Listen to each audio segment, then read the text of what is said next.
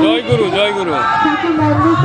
আজকে আমরা যেখানে প্রণাম নিবেদন করছেন সবাই, আপনারা মনে রাখবেন যাতে প্রণাম নিবেদন অবশ্যই লাইনের মধ্যে দিয়েই হয়।